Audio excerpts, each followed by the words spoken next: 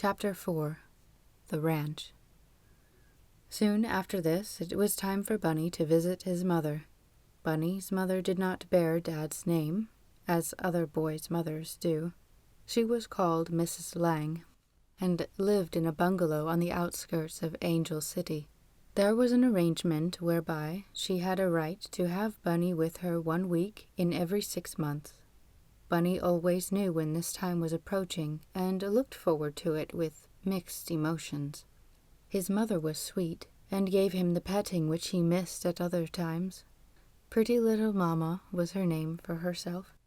But in other ways, the visit was embarrassing, because there were matters supposed to be kept hidden from Bunny, but which he could not help guessing. Mamma would ask him about Dad's affairs, and Bunny knew that Dad did not wish his affairs talked about. Then, too, Mamma complained that she never had enough money. Dad allowed her only $200 a month, and how could a young and charming grass widow exist on such a sum?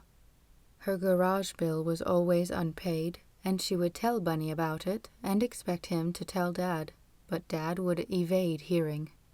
And next time Mamma would cry and say that Jim was a tyrant and a miser. The situation was especially difficult just now because Mamma had read about the new well in the papers and knew just how much money Dad had.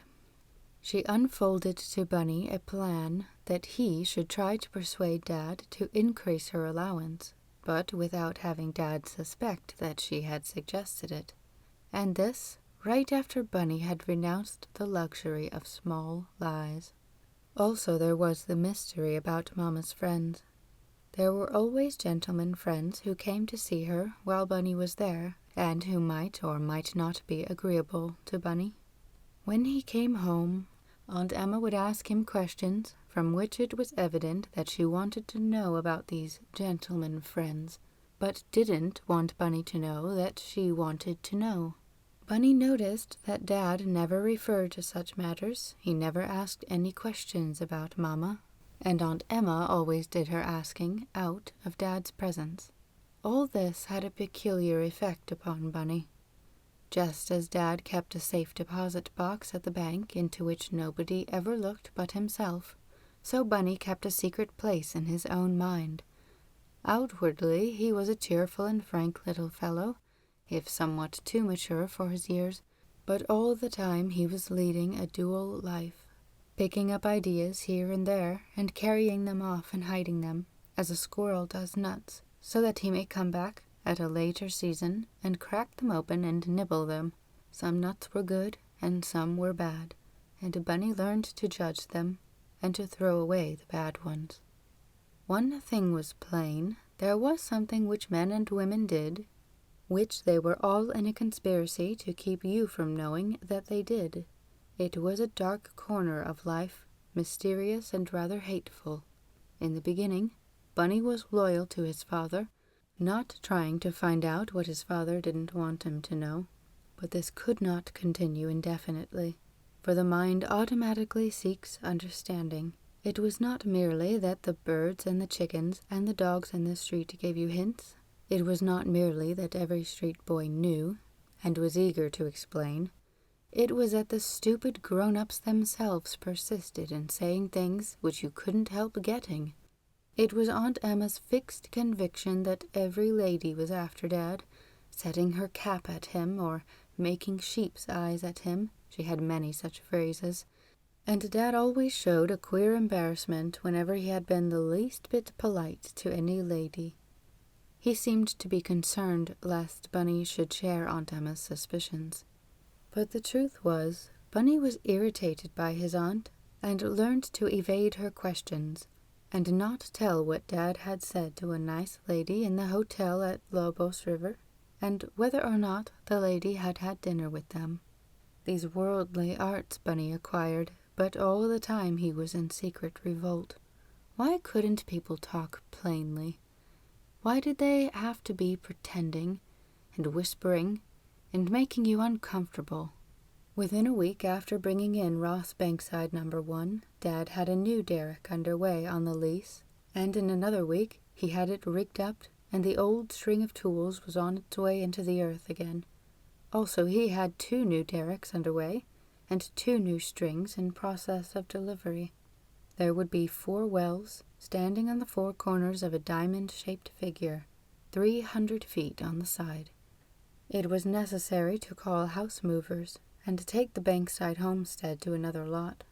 But that didn't trouble Mr. Bankside, who had already moved himself to an ocean-front palace near Dad, and bought himself a whole outfit of furniture and a big new limousine, also a sport car, in which to drive himself to the country club to play golf every afternoon. The Bankside family was accustoming itself to the presence of a butler, and Mrs. Bankside had been proposed at the most exclusive of the ladies' clubs. Efficiency was the watchword out here in the West, and when you decided to change your social status, you put the job right through.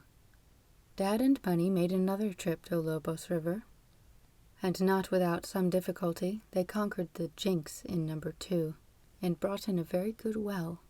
There were to be 2 more derricks here, and more tools to be bought and delivered.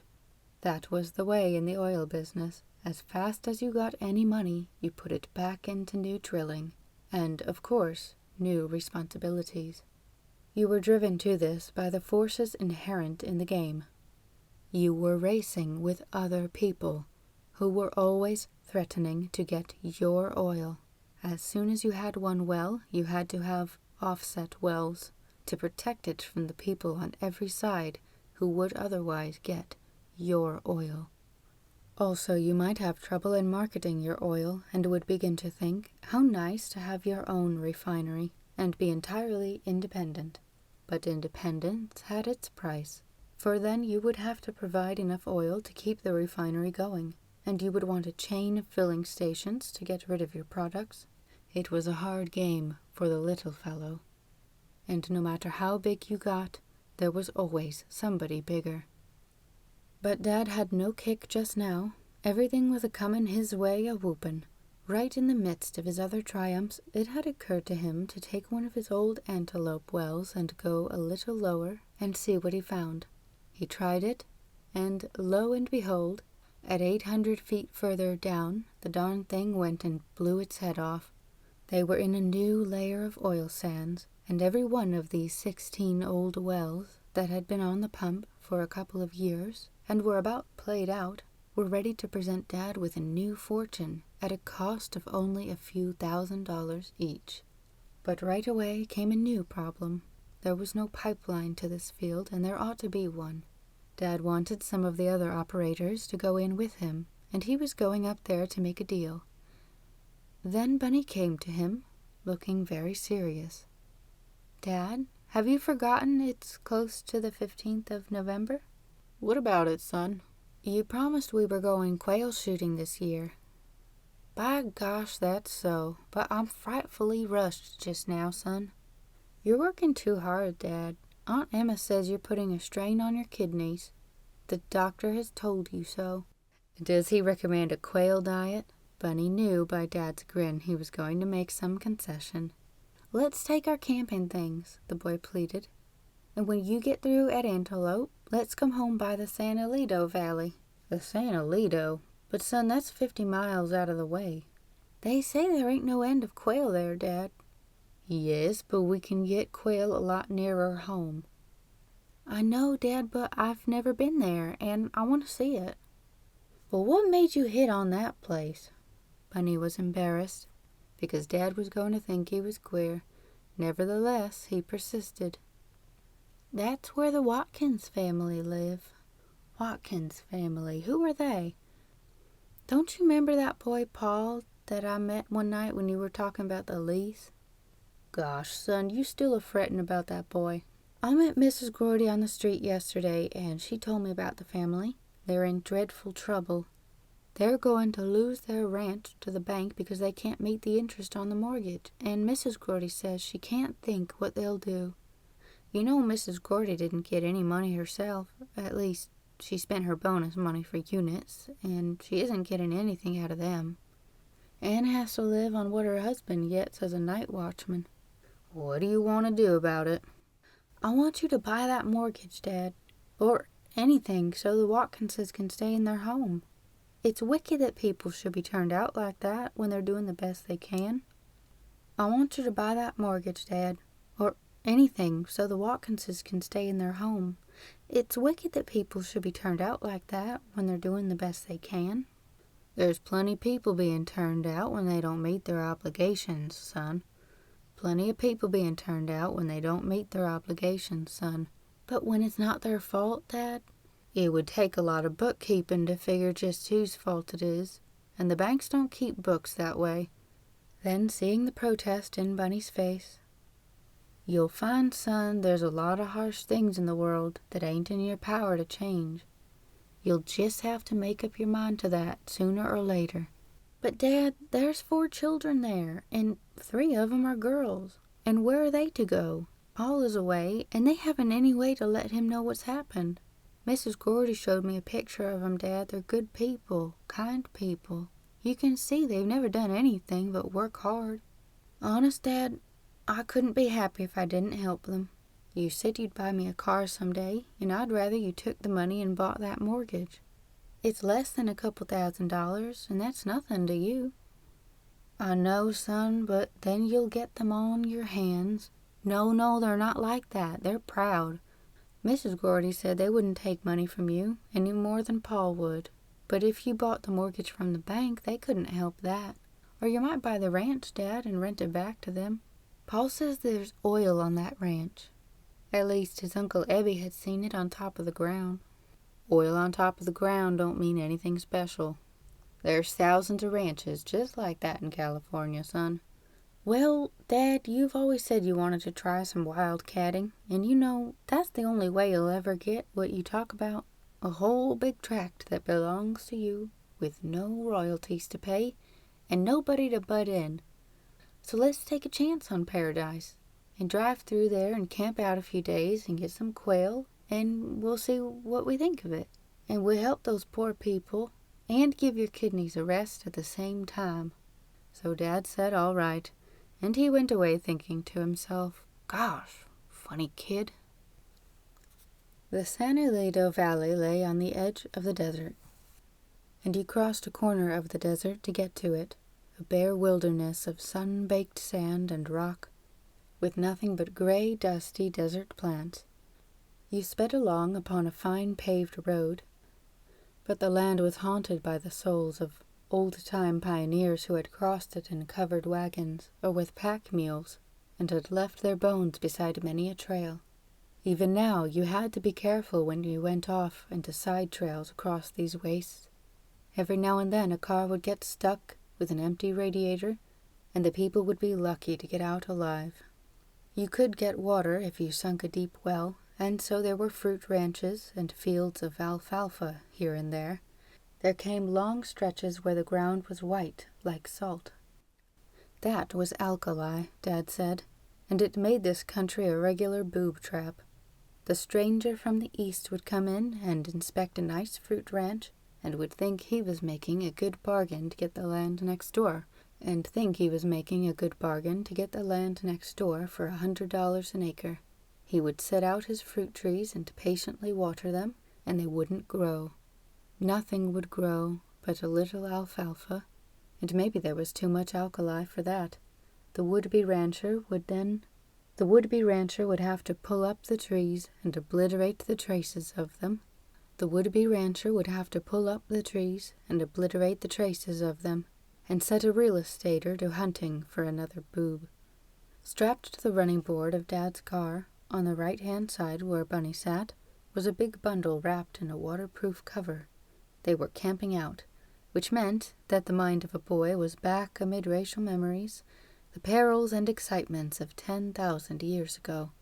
Tightly clutched in Bunny's 2 hands were a couple of repeating shotguns. He held these for hours, partly because he liked the feel of them, and partly because they had to be carried in the open.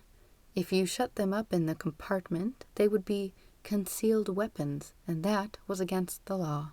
Near the head of the valley, a dirt road went off, and a sign said, Paradise, 8 miles.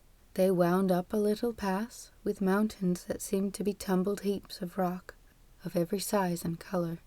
There were fruit ranches, the trees now bare of leaves, with trunks calcimined white, and young trees with wire netting about them to keep away the rabbits. The first rains of the season had fallen, and new grass was showing. The California spring, which begins in the fall. The path broadened out. There were ranch houses scattered here and there, and the village of Paradise, one street with a few scattered stores, sheltered under eucalyptus trees that made long shadows in the late afternoon light. Dad drew up at the filling station, which was also a feed store. "Can you tell me where is the Watkins ranch?" "There's two Watkinses," said the man. "There's old Abel Watkins." "That's the one," exclaimed Bunny. "He's got a goat ranch over by the slide. It ain't so easy to find. Was you planning to get there tonight?" "We shan't worry if we get lost," said Dad. "We got a camping outfit." So the man gave them complicated directions. You took the lane back of the schoolhouse, and you made several jogs, and then there were about 16 forks, and you must get the right one, and you followed the slide that took the water down to Roseville, and it was the fourth arroyo after you had passed Old Man Tucker's sheep ranch, with a little house up under the pepper trees. And so they started and followed a winding road that had apparently been laid out by sheep, and the sun set behind the dark hills, and the clouds turned pink, and they dodged rocks that were too high for the clearance of the car, and crawled down into little gullies, and up again with a constant shifting of gears. There was no need to ask about the quail, for the hills echoed with the melodious double call of the flocks gathering for the night. Presently they came to the slide, which was a wooden runway carrying water, with many leaks, so that the bright green grass was spread in every direction and made food for a big flock of sheep, which paid no attention to the car, nor to all the tooting. The silly fools, they just would get under your wheels. And then came a man riding horseback, a big brown handsome fellow with a fancy-colored handkerchief about his neck, and a wide-brimmed hat with a leather strap. He was bringing in a herd of cattle, and as he rode, his saddle and his stirrup straps went squinch, squinch, which was a sort of thrilling sound to a boy, especially there in the evening quiet. Dad stopped, and the man stopped, and Dad said, "Good evening," and the man answered, "Evening."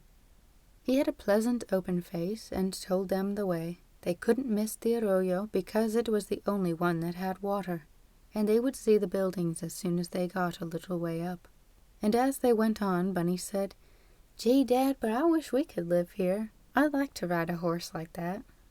He knew this would fetch Dad, because the man looked just the way Dad thought a man ought to look, big and sturdy, colored brown and red like an Injun.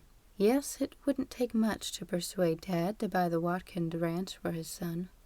Well, they went wobbling on down the sheep trail, counting the arroyos, whose wall loomed high in the twilight, crowned with fantastic piles of rocks. The lights of the car were on, and swung this way and that, picking out the road, until at last there was an arroyo with water. You knew it by the bright green grass, and they turned in and followed a still more bumpy lane, and there ahead were some buildings, with one light shining in a window.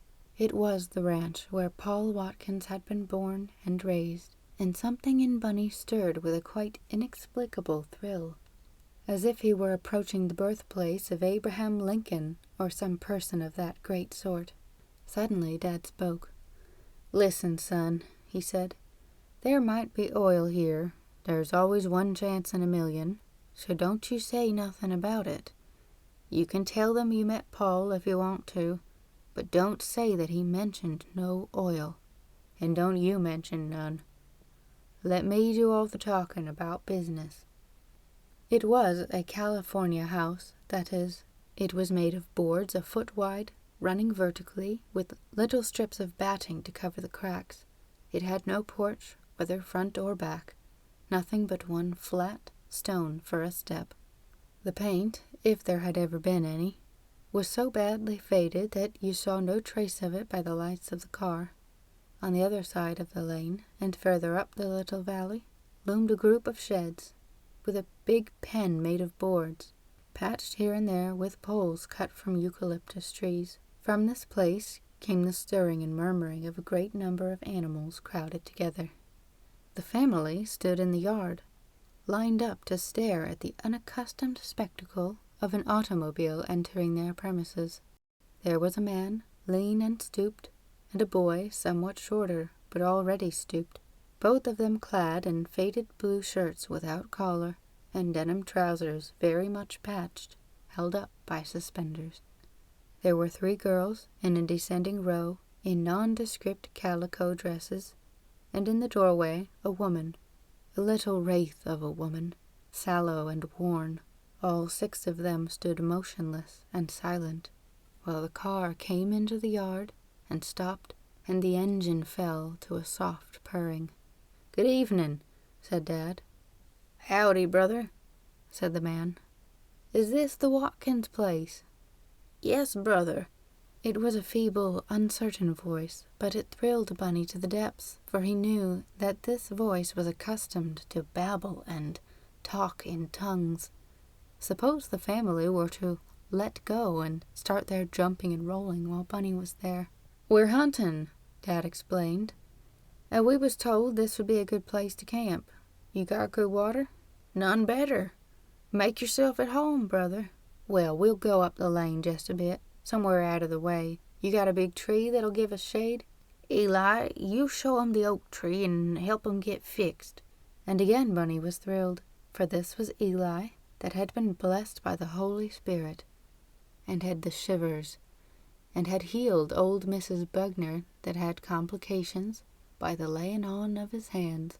Bunny remembered every detail about this family, the most extraordinary he had ever come upon outside of a storybook.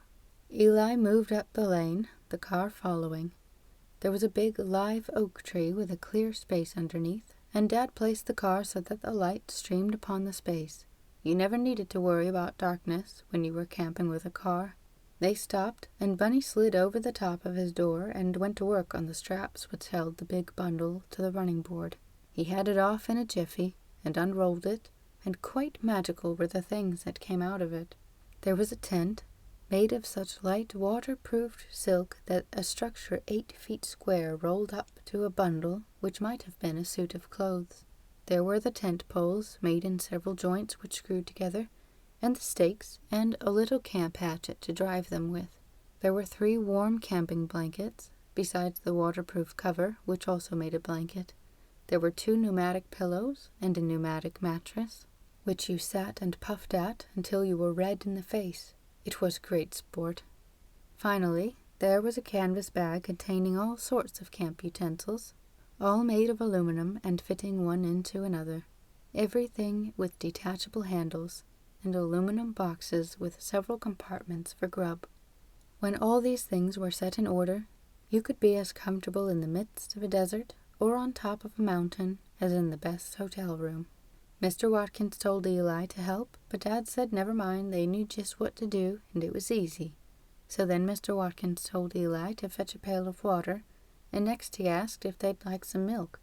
They only had goat's milk, of course. Dad said that was fine, and Bunny was transported to the Balkans, or whatever exciting place he had read about, where the people live on goat's milk.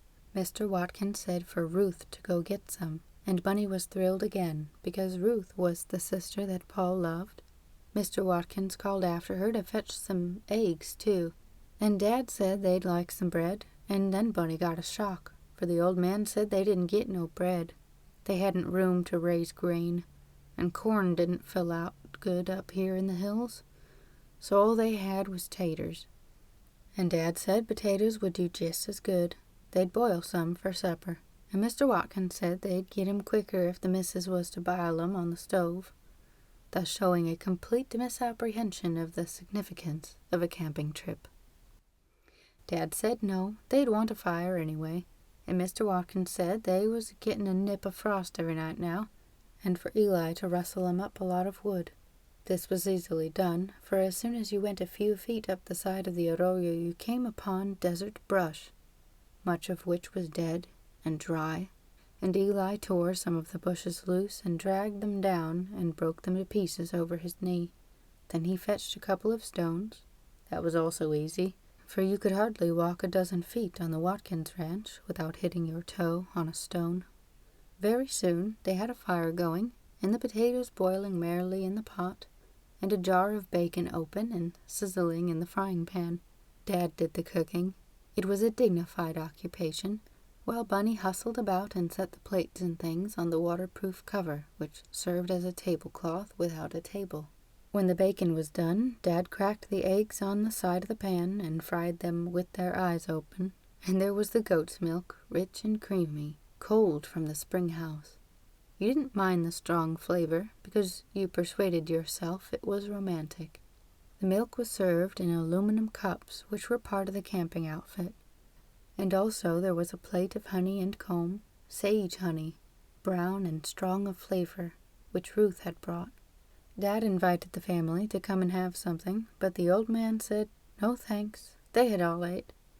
Dad said would they please at least sit down, because they didn't seem comfortable just standing there. So Eli and the 3 girls, and their mother who had joined them, all sat down on stones at a modest distance from the light, and Mr. Watkins sat on a stone a little closer, and while they ate, Dad talked with him about the state of the weather, and of the crops, and about their way of life up here in the hills. And when Dad and Bunny were done, and stretched themselves on the blankets, feeling fine and comfortable, Mr. Watkins offered to have the tent put up by Eli, but Dad again said not to mind. It was very simple and would only take a few minutes. Then Mr. Watkins said that one of the gals would wash up for them, and Dad said all right, he'd like that.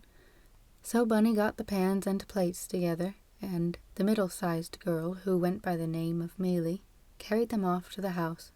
And then they chatted some more, and Bunny saw that Dad was skillfully finding out about the family and getting their confidence. Suddenly came a critical moment in the acquaintance. There was a pause, and in a voice different from his usual one, solemn and burdened with feeling, Abel Watkins said, "Brother, may I ask a personal question?" "Yes, sure," said Dad. "Brother, are you saved?" Bunny caught his breath, for he remembered what Paul had said about Mr. Watkins' way.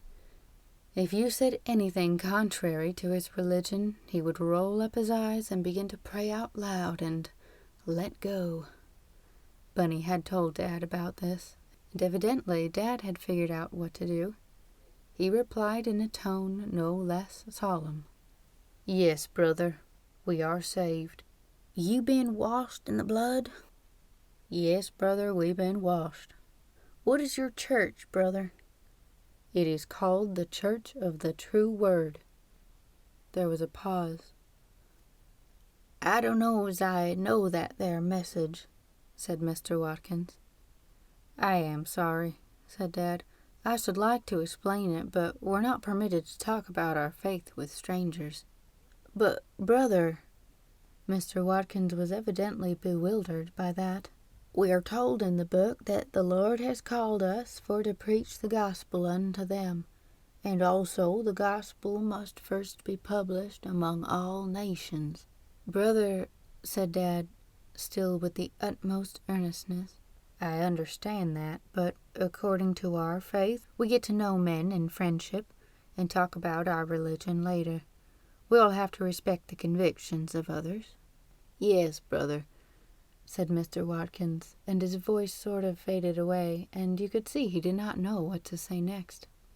He looked at the members of his family, as if seeking support from them, but they hadn't yet said anything except, "Yes, Pap," when he gave them an order. So it was up to Dad to relieve the embarrassment. "We came here to look for quail," he said. "I hear plenty of 'em about." It was growing so cold that the little fire no longer sufficed for comfort, so the Watkins family took their departure, and Dad and Bunny set up the tent and stowed their goods in it, and Bunny did his job of puffing at the mattress until it was full. The stars were shining, so they made their bed in the open. After spreading the blankets, they took off their shoes and outside clothing and laid them in the tent, and crawled under the blankets in a hurry. Gee, but that cold made you jump. Bunny snuggled up into a ball and lay there, feeling the night breeze on his forehead, and he remarked, "Say, Dad, What is the Church of the True Word? Dad chuckled. Poor old crack brain, he said. I had to get some way to shut him up. They lay still, and pretty soon Dad was breathing deeply. But the boy, though he was tired, did not go to sleep at once. He lay thinking. Dad's code was different from the one which Bunny had decided to follow. Dad would lie. Whenever he considered it necessary, he would argue that the other person could not use the truth, or had no right to it in the particular circumstances. And yet, this was also plain, Dad didn't want Bunny to follow the same code. He would tell Bunny to say nothing, but he would never tell Bunny to lie, and as a rule, when he had to do anything, he would do it out of Bunny's presence. There were lots of things like that. Dad smoked cigars, and he took a drink now and then, but he didn't want Bunny to smoke or to drink. It was queer. Bunny's head and face were cold, but the rest of him was warm, and he was drifting off. His thoughts became a blur, but then suddenly he was wide awake again. What was that? The mattress was rocking. It rolled you from side to side so that you had to put out your elbows. "Dad," cried Bunny, "what is that?" And Dad came suddenly awake. He sat up, and Bunny sat up, putting his 2 hands out to keep himself steady. "By Jiminy," cried Dad, "an earthquake." Sure enough, an earthquake. And say, it was queer to feel the solid ground that you counted on shaking you about like that. The tree began to creak over their heads, as if a wind were rocking it. They jumped up and got out from under. A clamor arose, a bleating and moaning, the goats, who liked this sensation even less than the humans, having no idea of earth structures and geological faults to steady their minds. And then came another kind of clamor, from the Watkins family, who apparently had rushed out of their cabin. "Glory, hallelujah! Jesus save us! Lord have mercy!" Dad said, "It's all over now. Let's crawl in, or we'll have them folks up here praying over us." Bunny obeyed, and they lay still. "Gee, that was a terrible earthquake," whispered the boy. "Do you think it knocked down any cities?" "It was likely just local," answered Dad. "They have lots of them up here in this hill country." "Then you'd think the Watkinses would be used to them." "They enjoy making a fuss, I guess. They don't have so much excitement in their lives." And that was all Dad had to say. He had plenty of excitements in his own life, and was not specially interested in earthquakes, and still less in the ravings of religious maniacs. He was soon fast asleep again. But Bunny lay and listened.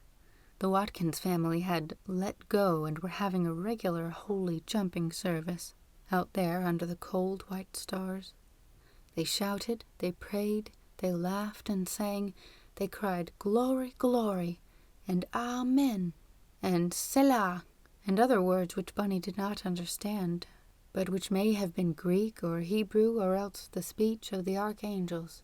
The voice of old Abel Watkins dominated, and the shrill screams of the children made a chorus, and the bleating of the goats was like a lot of double basses in an orchestra. Cold chills ran up and down Bunny's back, for, after all, the scientific mind in him, which knew about earth structures and geological faults, was only a century or 2 old, while the instinctive mind, which pronounces incantations, is thousands and perhaps hundreds of thousands of years old. Priests have wrought frenzies and pronounced dooms, and because the priests believed them and the victims believed them, they have worked. And therefore they were believed more than ever. And now here was an incantation against earthquakes, and people down on their knees with their hands in the air and their bodies swaying. "Chariots to glory, chariots to glory, chariots to glory with the Holy Lamb." Bunny dozed off at last, and when he opened his eyes again, the dawn was pink behind the hills, and Dad was slipping into his khaki hunting clothes. Bunny didn't stop to rub his eyes. He popped out of bed and got his clothes on quick. That cold just froze your bones. He clambered up the hillside and began pulling dead brush and got a fire going and the saucepan on. And then came Eli, bringing the clean plates and things, and asking whether they wanted last night's milk, which was cold, or this morning's milk, which was warm. "And say, did you feel that earthquake?" asked Eli in excitement. "Say, that was a terrible earthquake. Does you all have earthquakes in your all's parts?" Eli had pale yellow hair, which had not been cut for some time, and had not been combed since the earthquake. He had pale blue eyes which protruded slightly and gave him an eager look. He had a long neck with a conspicuous Adam's apple. His legs had grown too fast for the pair of worn trousers which were supposed to cover them, and which revealed Eli's shoes without socks. He stood there, staring at every detail of the equipment and clothing of these city strangers, and at the same time attempting to probe their souls. "What does this year true word teach about earthquakes?" Dad was busy frying the bacon and eggs, and he said they would like some of this morning's milk, which was a way to get rid of Eli. But it didn't take Eli long to come back, and he stood and followed every morsel of food as it went into their mouths, and he told them that the family had prayed a mighty power over that earthquake, and earthquakes meant the Holy Spirit was growing weary of fornications and drunkenness and lying in the world. And had they been doing any of them things? Bunny had but a vague idea concerning fornications, but he knew that Dad had told a whopping big lie just a short time before that earthquake, and he chuckled to himself as he thought what important the Watkinses would make out of that, if they knew. The old man came to make sure they were all right. Mr. Watkins was a bigger and taller edition of his son, with the same prominent pale blue eyes and a large Adam's apple. His face was weather-beaten, heavily lined with care, and you could see he was a kind old man, honest and good, for all his craziness. He, too, talked about the earthquakes, and told about one which had shaken down brick and concrete buildings in Roseville a couple of years ago. Then he said that Mealy and Sadie were going out to school, and they would bring in some bread if the strangers wanted it. So Dad gave him $1, and they had a little argument, because Mr. Watkins said they wouldn't take only the regular price for what they got for the eggs and the milk and the taters at the store, and they didn't want no pay for the camping out, because that wasn't no trouble to them. They was glad to see strangers. It was a lonely life they lived up in these hills, and if it wasn't for the Lord and his gospel, they would have very little pleasure in life. Dad and Bunny strapped on their cartridge belts, which went over their shoulders, and they loaded up the repeating shotguns and set out up the little valley and over the hills. Bunny didn't really care very much about killing quail. He was sorry for the lovely black and brown birds that had such proud and stately crests, and ran with such quick, twinkling legs, and made such pretty calls at sundown. But Bunny never said anything about these ideas, because he knew Dad liked to hunt, and it was the only way you could get him away from his work, and out into the open, which the doctor said was good for his health. Dad was quick as lightning to swing his gun, and it looked as if he didn't aim at all, but apparently he did, and he never made the mistake that Bunny did of trying to shoot at 2 birds at the same time. Also, Dad had time to watch Bunny and teach him to make sure that they traveled in an even line, and didn't get turned so that one was out in front of the other's gun. Well, they tramped the hills and the valleys, and the birds rose, flying in every direction, a whir and a gray streak. Bang, bang. And either they were gone, or else they were down. But you didn't run to pick them up, because there would be others. They would hide and run, and you moved on, and banged some more, until finally you gathered up all you could find, bundles of soft, warm feathers, spotted with blood. Sometimes they were still alive, and you had to wring their necks. And that was the part Bunny hated. They filled their bags, and then they tramped back to camp, tired and hungry. Oh gosh, Eli came, offering to clean the birds for them, and they were glad to let him, and gave him half the birds for the family to eat. It was pitiful to see the light in the eyes of the poor, half-starved youth when he heard this news. It isn't easy to live all together in the spirit while you are not fully grown. Eli took the birds to the house, where there was a chopping block and pails of water handy, and meantime Bunny stretched out to rest, with his feet up in front. Suddenly he sat up with an exclamation. "Dad, look at that!" "Look at what?" "At my shoe." "What is it?" Bunny pulled his foot up close. "Dad, that's oil." "Are you sure?" "What else could it be?" He got up and hopped over so Dad could see for himself. "It's all up over the top." "You sure it wasn't there before?" "Of course not, Dad. It's still soft. I couldn't pack up my shoes like that and not see. I must have stepped into a regular pool of it. And oh, say, I'll bet you it was the earthquake. Some oil came up through a crack." Bunny took off his shoe and Dad examined the find. He said not to get too much excited. It was a common thing to find oil pools close to the surface. As a rule, they were small and didn't amount to anything. But still, oil signs were not to be neglected, so after lunch they would go out again and retrace their steps and see what they could find. It was easy for Dad to say not to get excited, so little did he know about his boy's mind. This was Bunny's dream that he had had for years. You see, Dad was all the time talking about how he was going to get a real oil tract someday, one that belonged to himself alone. He would figure up and show that when you paid a man a sixth royalty, you were really giving half your net profits, for you had to pay all the costs, not merely of the drilling, but of the upkeep and operation as well, and the marketing of the oil. The other fellow got half your money, and didn't do a thing but own the land. Well, someday Dad would get a tract of his own discovery and have it to himself so that he could develop it right and build an oil town that he could run right without any interference or any graft. How was he to find that tract? That was Bunny's dream. He had lived the adventure in a score of different forms. He would be digging a hole in the ground and the oil would come spouting up, and he would cover it over to hide it. And Dad would buy the land for miles around and take Bunny into partnership with him, or else Bunny would be exploring a cave in the mountains and he would fall into a pool of oil and get out with great difficulty. There were many different ways he had pictured, but never once had he thought of having an earthquake come and split open the ground just before he and Dad were starting out after quail. Bunny was so much excited that he hardly noticed the taste of that especially delicious meal, quail and fried potatoes and boiled turnips.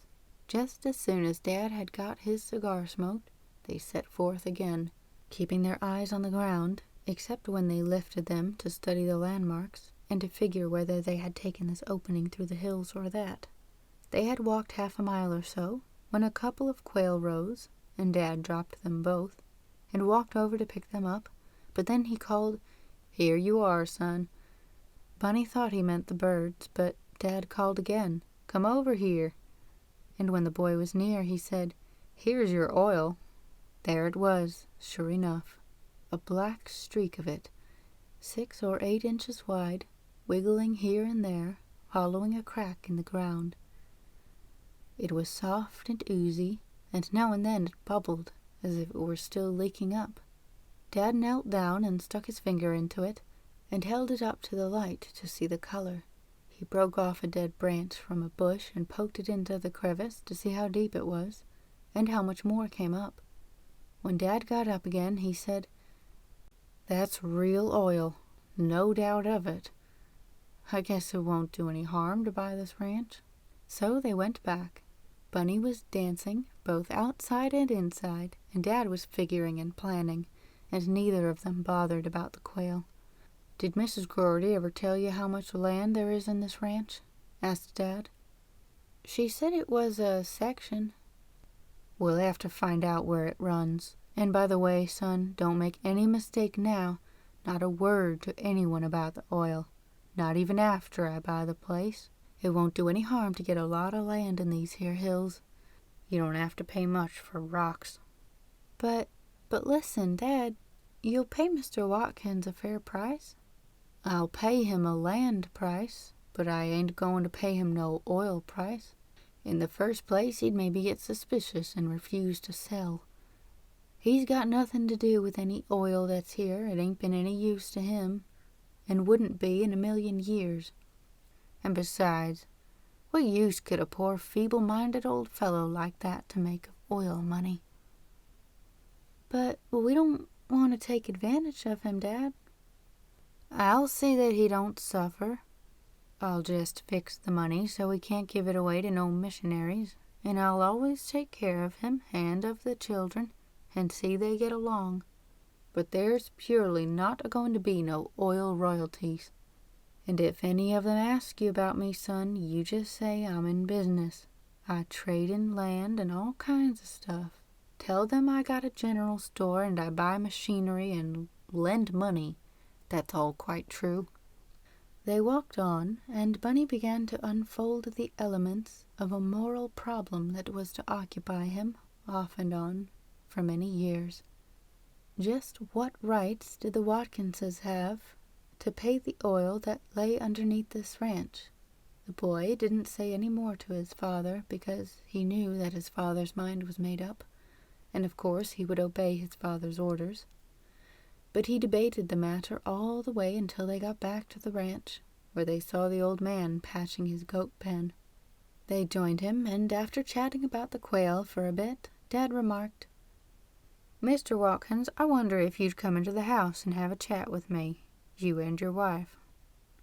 And when Mr. Watkins said he would, Dad turned to Bunny, saying, "Excuse me, son, see if you can get some birds by yourself."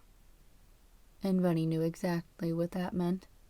Dad thought that his son would be happier if he didn't actually witness the surgical operation whereby the pitiful Watkinses were about to be separated from their 640 acres of rock. Bunny wandered up the arroyo, and high on the slope he saw the goats feeding. He went up to watch them, and so he got acquainted with Ruth. She sat upon a big boulder, gazing out over the rim of the hills. She was bareheaded and bare-legged, and you saw that she was outgrowing the patched and faded calico dress, which was her only covering. She was a thin child, and gave the impression she was pale in spite of her brownness. It was an anemic brown, without much red in it. She had the blue eyes of the family, and a round, domed forehead with hair pulled straight back and tied with a bit of old ribbon. She sat tending the flocks and herds, as boys and girls had done 2,000 years ago in Palestine, which she read about in the only book to be found in the Watkins household. 1 week out of 3 she did this, 10 or 12 hours a day, taking turns with her sisters. Very seldom did anyone come near, and now she was ill at ease as the strange boy came climbing up. She did not look at him, and her toes were twisted together. But Bunny had the formula for entrance to her heart. "You're Ruth, aren't you?" he asked, and when she nodded, he said, "I know Paul." So in a flash they were friends. "Oh, where?" She clasped her hands together and gazed at him. Bunny told how he had been at Mrs. Gordy's, saying nothing about the oil, of course, and how Paul had come, and just what had happened. She drank in every word, not interrupting. Ruth never did say much. Her feelings ran deep and made no foam upon the surface. But Bunny knew that her whole soul was hanging on this story. She fairly worshipped her brother. "And you never saw him again?" she whispered. "I never really saw him at all," said Bunny.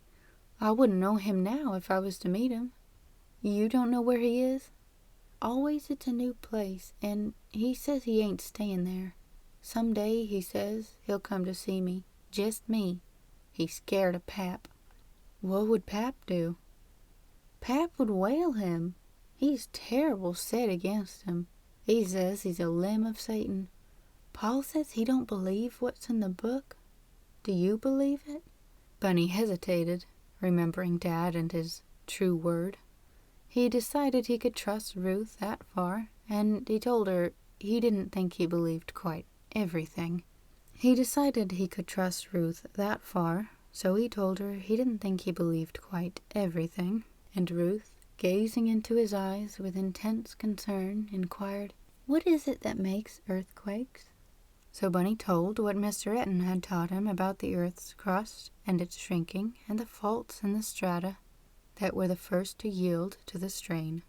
He judged by the wondering look on her face that this was the first hint of natural science that had ever come to her mind. "So you don't have to be scared," she said. And then Bunny saw the signs of another idea dawning in her mind. Ruth was gazing at him more intently than ever, and she exclaimed, "Oh, it was you who sent that money." "Money?" said he innocently. "4 times they come, a letter with a $5 bill in it, and no writing. Pap said it was the Holy Spirit, but it was you, weren't it?" Thus directly attacked, Bunny nodded his confession, and Ruth colored and began to stammer her embarrassed thanks. She didn't see how they could ever repay it. They were having such a hard time. Bunny stopped her. That was all nonsense. Dad had more money than he knew what to do with. Bunny explained that Dad was offering to buy the ranch from her parents and pay off the mortgage and let them live there for as long as they wanted to, for a very small rent. The tears began to run down Ruth's cheeks, and she had to turn her head away. She could not control herself, and it was embarrassing because she had nothing with which to wipe the tears away, every bit of her dress being needed to cover her bare legs. She slid off the boulder and had a little sobbing fit out of his sight, and Bunny sat troubled, not so much by this display of emotion as by the ethical war going on in his soul. He told himself it was really true that his motive in getting Dad to come here had been to help the Watkinses. The oil had been merely a pretext to persuade Dad. For that matter, Dad would have bought the ranch just to help the family and without any oil. It might have taken some arguing, but he would have done it. So Bunny comforted himself, but all the same he was thinking of that surgical operation going on down in the cabin, while he sat here, letting Ruth think of him as a hero and a savior.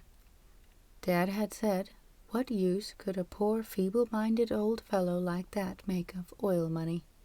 Dad would argue the same way about Ruth. Bunny knew. She was healthy and happy, sitting out there in the sun with her bare brown legs. It was the best thing in the world for her. Far better than if her legs were covered with costly silk stockings, and that was all right, but then some little imp was starting arguments in Bunny's mind. Why should other women have the silk stockings? There was Aunt Emma at her dressing table, with not only silk stockings, but corsets imported from Paris, and a whole drugstore full of fixings. Why would it not be good for Aunt Emma to sit out here in the sun, with bare brown legs, and tend the goats? There was Dad's voice, calling Bunny, so he said goodbye and ran down the arroyo. Dad was sitting in the car. "We're going to Paradise," he said, "but first, let's change them oil shoes." Bunny did so, and put the shoes away in the back of the car. He hopped in, and they drove down the lane, and Dad remarked with a cheerful smile, "Well, son, we own the ranch." Dad was amused by the game he had just played, and told Bunny about it, overlooking the possibility of complications in Bunny's feelings. Dad had tactfully begun talking to Mr. and Mrs. Watkins about the family's lack of bread, and that had started Mr. Watkins telling the whole situation. There was a $1,600 mortgage against the ranch, with nearly $300 interest overdue.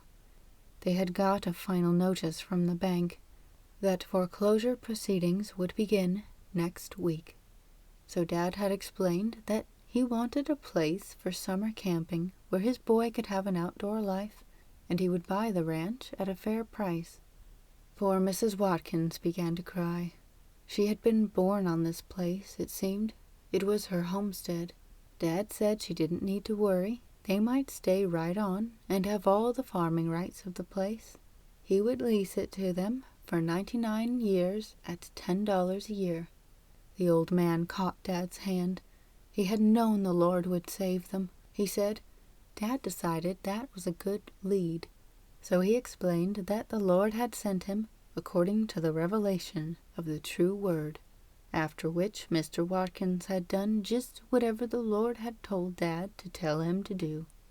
And J. Arnold Ross had put the affairs of that family in order. You bet. There would be no more nonsense of giving away their money to missionaries. The Lord had told Dad to tell Mr. Watkins that he was to use his money to feed and clothe and educate his children. The Lord had furthermore told him that the equity in his land was not to be paid in cash, but was to consist of certificates of deposit in a trust company, which would pay them a small income, about $15 a month, a lot better than having to pay the bank nearly $10 a month interest on a mortgage. Moreover, the Lord had directed that this money was to be held in trust for the children, and Bunny's friend Paul could thank Dad for having saved him a share. Mr. Watkins had said that one of his sons was a black sheep and unworthy of the Lord's care. But Dad had stated it as a revelation of the true word that there was no sheep so black, but that the Lord would wash it white in his own good time. In his own good time.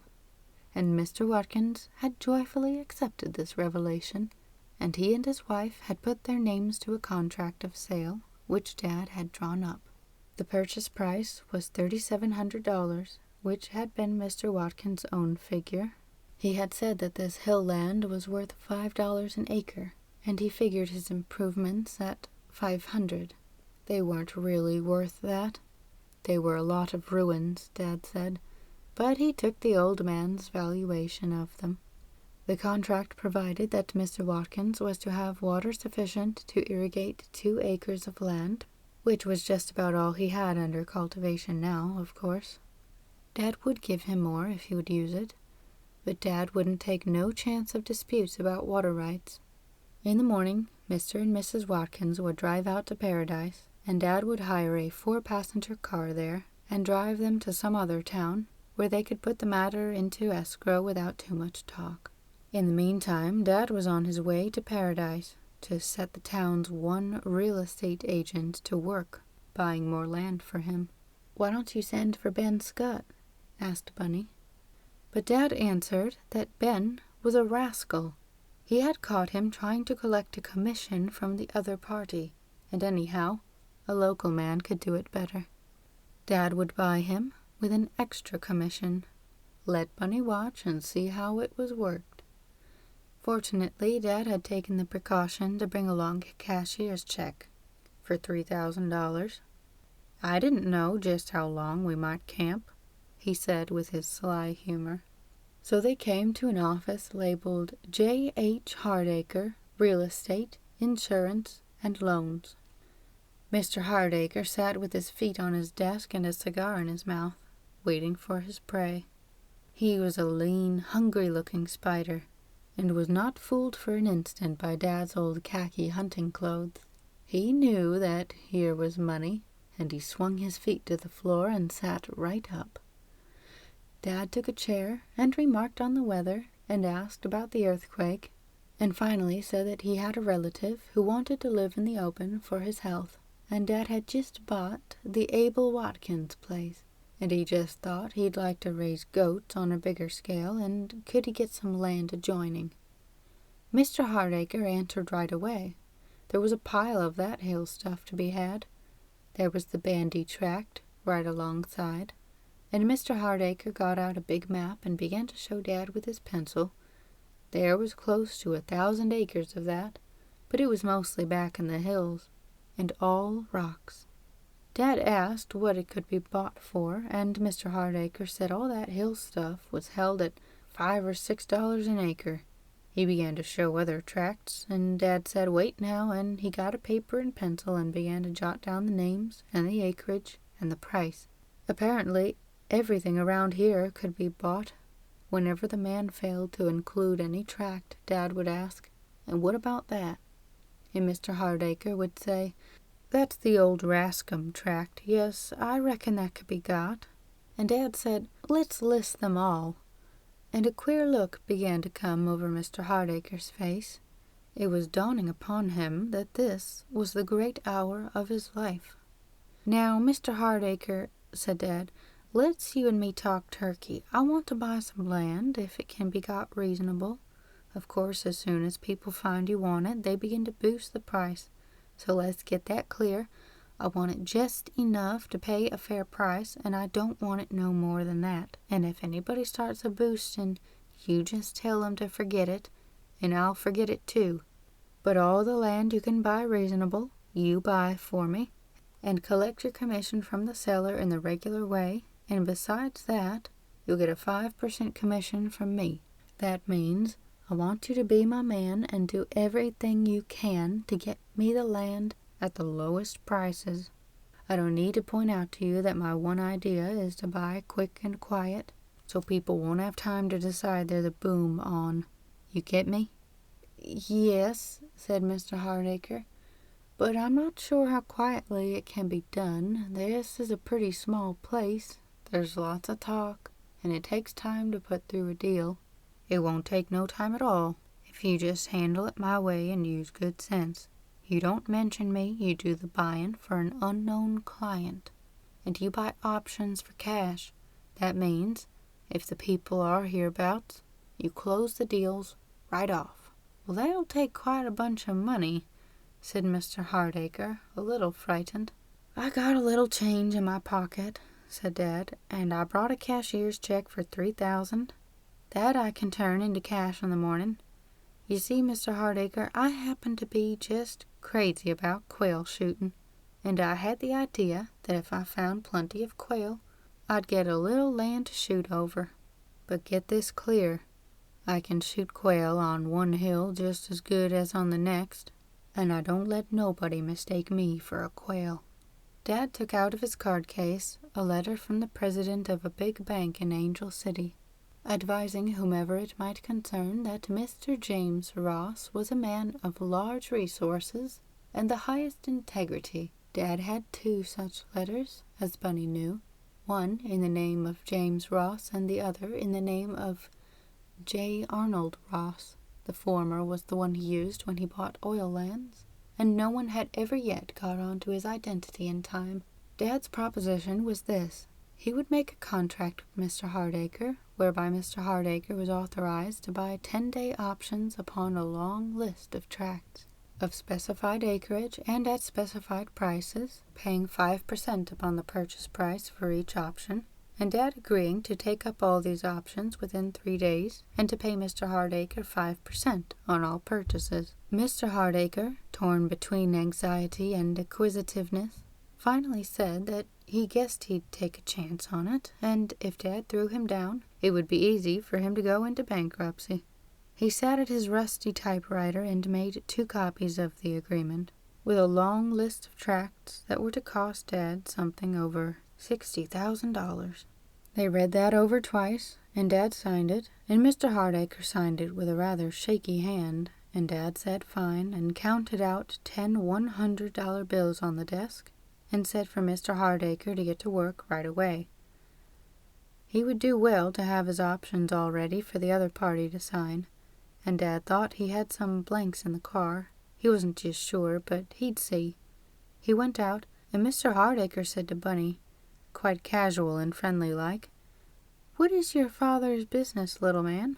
And Bunny, smiling to himself, answered, "Oh, Dad's in all kinds of business. He buys land and lots of things."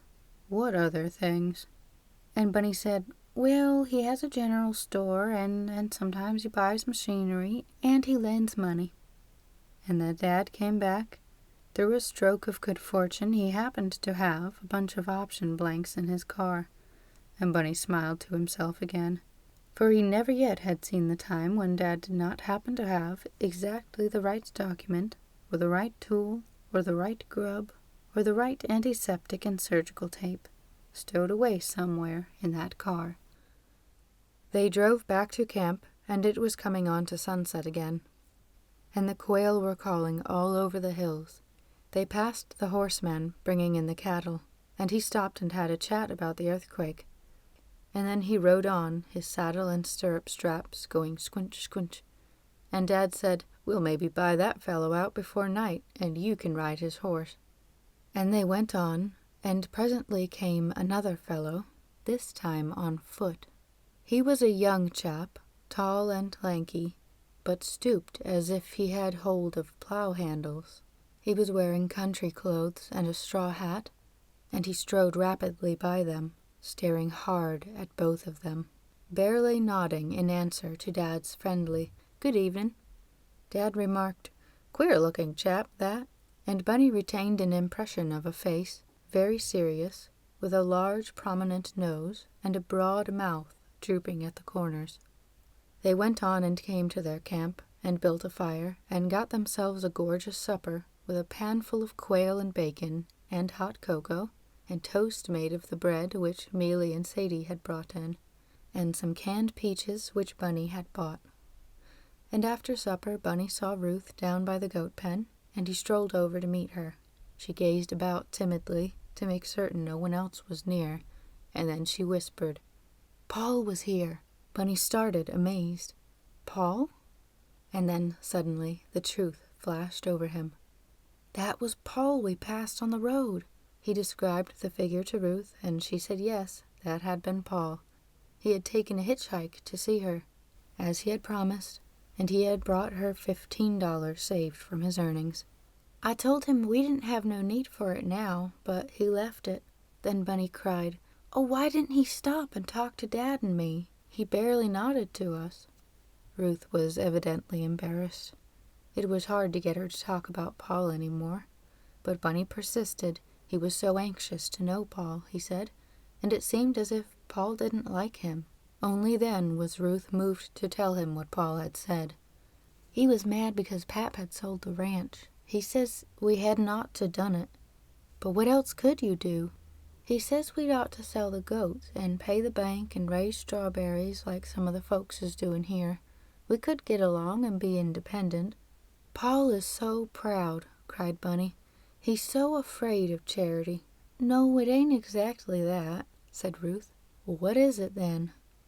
Well, it ain't very polite to talk about. Ruth was embarrassed again. What is it, Ruth? I want to try to understand Paul. Well, he says your pap is a big oil man, and he says there's oil on this ranch, and you know it, for he told you so. There was a silence. Is your pap an oil man? Bunny forced himself to answer. Dad's a businessman. He buys land and all kinds of things. He has a general store, and he buys machinery, and he lends money. That was what Dad had ordered him to say, and it was strictly the truth, as we know. And yet Bunny considered himself a liar while he said it. He was misleading Ruth, gentle, innocent, trusting Ruth, with the wide, candid eyes and the kind, sweet features. Ruth, who was incapable of a hateful thought or a selfish impulse, whose whole life was to be one long immolation in the cause of the brother she loved. Oh, why did it happen that he had to practice deception upon Ruth? They talked about Paul some more. He had sat up in the hills most of the afternoon and told his sister about himself. He was getting along all right, he said. He had got a job with an old lawyer who didn't mind his having run away from home, but would help him to keep hidden. This lawyer was what was called a free thinker. He said you had a right to believe whatever you chose, and Paul was his gardener and handyman. And the old lawyer gave him books to read, and Paul was getting educated. It sounded wonderful and terrible at the same time. Paul had read a book about the Bible that showed it was nothing but old Hebrew history and fairy tales, and full of contradictions and bloody murders and fornications, and things that were no sense calling God's word. And Paul wanted Ruth to read it, and Ruth was in an agony of concern. But Bunny noticed it was Paul's soul she was afraid for, and not her own. Then Bunny went back to Dad and told him that was Paul they had passed on the road, and Dad said, "Indeed?"